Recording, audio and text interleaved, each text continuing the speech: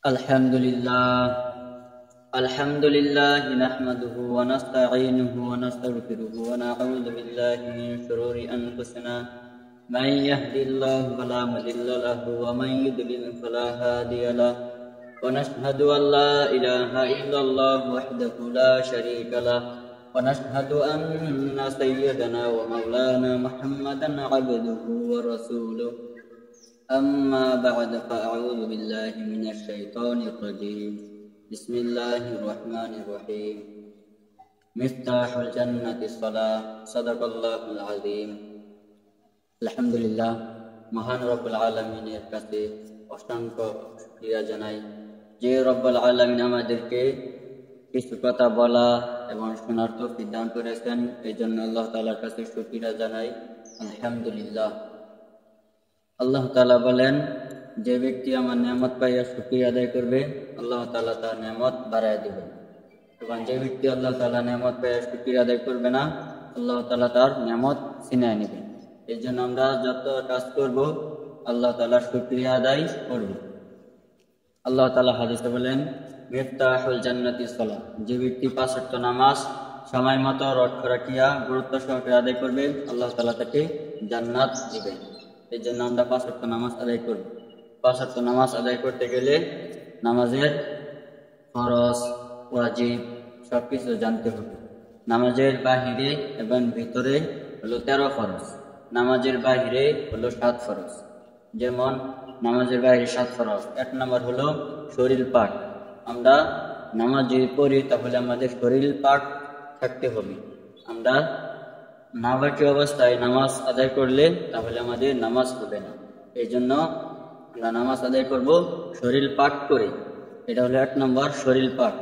২ নম্বর হলো কাফর পাক। আমরা নামাজ পড়ার সময় যদি কাফর লাগে তাহলে আমাদের কাফর যদি না পাক থাকে তাহলে আমাদের নামাজ হবে না। এই জন্য আমরা নামাজ আদায় করব কাফর পাক করে আদায় করব। এটা হলো ২ নম্বর।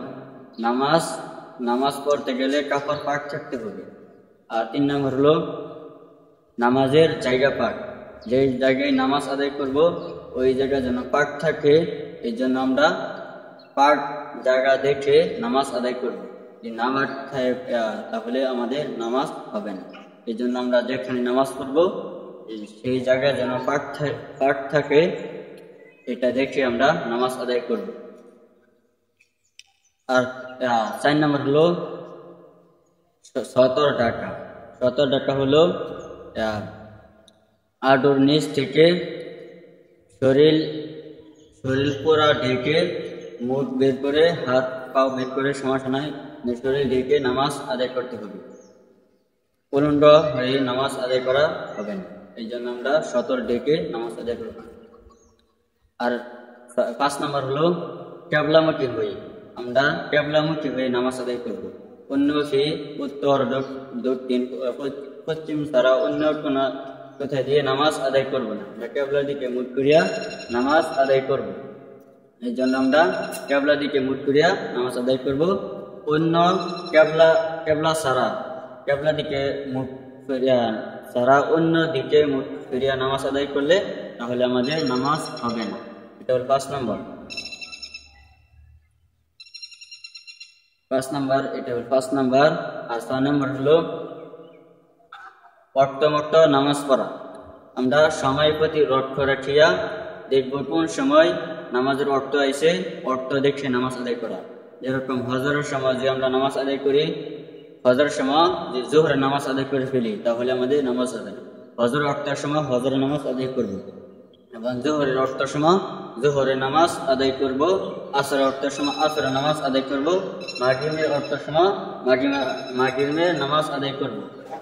এটা হলো ৬ নম্বর। আর ৭ নম্বর হলো নামাজের নিয়ত করা। আমরা যে নামাজ আদায় করব, যদি ফরজ করি, নফল করি, বেতের করি, সুন্নত করি, যে নামাজ আদায় করব ওই নামাজের নিয়ত করতে হবে। এটা হলো ৭ নম্বর। যে নামাজ আদায় করব ওই নামাজেরই নিয়ত করতে হবে। এটা হলো নামাজের বাহিরের ফরজ। আর নামাজের ভিতরে হলো, আবার বলতেছি, নামাজের বাহিরে ৭ ফরজ। ১ নম্বর হলো শরীর পাক, কাপড় পাক, নামাজের জায়গা পাক। সতর ডাকা কিবলামুখী হওয়া, ওয়াক্ত মুক্তা নামাজ পড়া, নামাজের নিয়ত করা, এটা হলো নামাজের বাহিরে 7 ফরজ। আর নামাজের ভিতরে হলো 6 ফরজ। যেমন তাকবীরে তাহরিমা বলা, এটা হলো 1 নম্বর। আমরা নামাজের সময় তাকবীরে দুই হাত উঠাইয়া আমরা তাকবীরে তাহরিমা বলা, আমরা 2 হাত উঠাইয়া তাকবীরে তাহরিমা বলবো। আর 2 নম্বর হলো দাঁড়ায় নামাজ পড়া। আমরা নামাজ পড়বো, দাঁড়ায় নামাজ পড়বো, তাহলে আমাদের সব বেশি হবে। আর বসিয়া নামাজ আদায় করলে তাহলে সব কম হবে। এই জন্য আমরা বসিয়া নামাজ আদায় করব।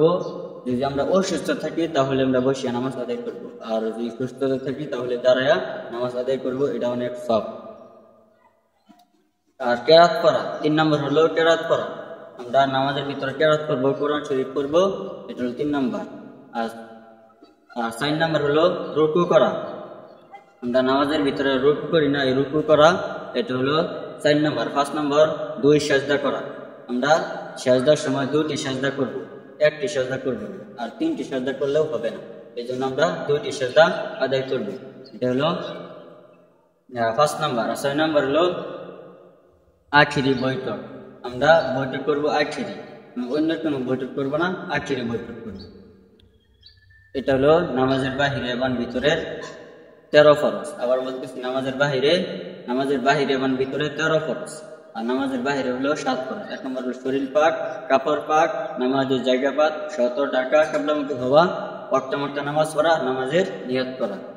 আর নামাজের ভিতর হলো 6 ফরজ। তাকবীরে তাহরিমা বলা, দাঁড়ায় নামাজ পড়া, কেরাত পড়া, রুকু করা, 2 সাজদা করা, আখিরি বৈঠক।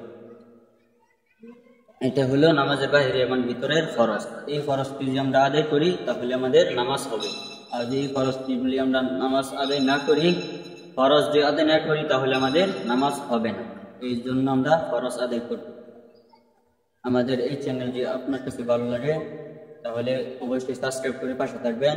এই চ্যানেলে সবসময় ইসলামিক ভিডিও আপলোড করা হয়। আমার এই চ্যানেল আপনার কাছে যদি অনেক ভালো লাগে তাহলে অবশ্যই সাবস্ক্রাইব করে আমার পাশে থাকবেন। ধন্যবাদ। আসসালামু আলাইকুম ওয়া রাহমাতুল্লাহি ওয়া বারাকাতুহু।